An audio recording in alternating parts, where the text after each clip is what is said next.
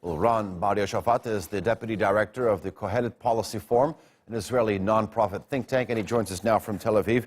Ron, good to have you on the show. Now, at the heart of this impasse is the fact that Avigdor Lieberman and the old ultra-Orthodox parties, these two blocs that Netanyahu desperately needed, aren't on the same page.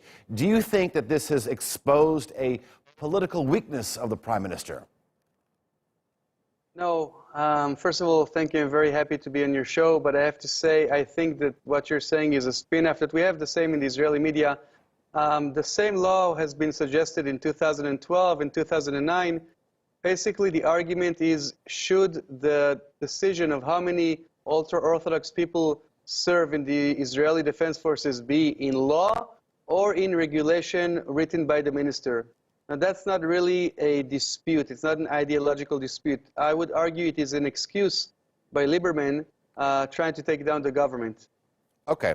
I know this is unprecedented, so I'm interested in learning your opinion. I'm wondering how the Israeli electorate is reacting to the fact that Benjamin Netanyahu pushed for new elections rather than allowing President Rivlin selecting another member of parliament to task to form a new government.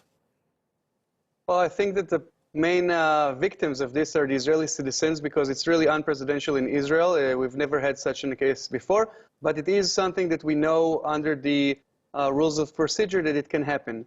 I disagree with the argument that Netanyahu is the one that actually pushed for it. I think Netanyahu did everything he could to try and form a government, but with the results of the previous election, I don't think that there would be so many other options, because Netanyahu has done too well for himself.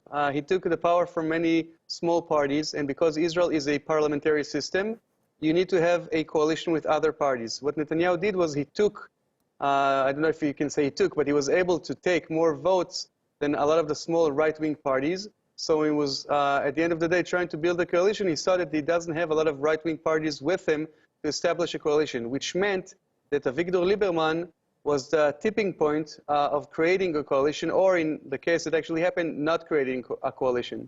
Okay. You mentioned the previous election. I'm assuming this election is likely to be fought on similar campaign lines, but how are the fraud and bribery charges against the Prime Minister going to play? Is this going to be sort of one of the key issues? Well, you know, as a citizen, I'm very happy to say that all citizens are equal under the law, including the Prime Minister. But at the same note, all citizens deserve their day in court, also the Prime Minister. The Prime Minister has a hearing, which will be in a later stage. So it doesn't really affect that. Some people argue that the previous election were basically about Netanyahu. And I think a lot of the people in Israel will say the campaign is about, are we pro-Netanyahu or anti-Netanyahu? Now, I didn't finish answering your first question about couldn't Netanyahu or President Rivlin choose another member of Knesset to create a coalition? Well, the answer to that is that people voted for Netanyahu. Not me personally, but a lot of people voted for Netanyahu because they said, this is who I want to have as my prime minister. So to let someone else create the government, I think a lot of Israelis would feel that they're being ripped off from their election, from what they voted for. Okay, that's a fair point. All right, Ron, good talking to you. I appreciate your analysis. Thank you.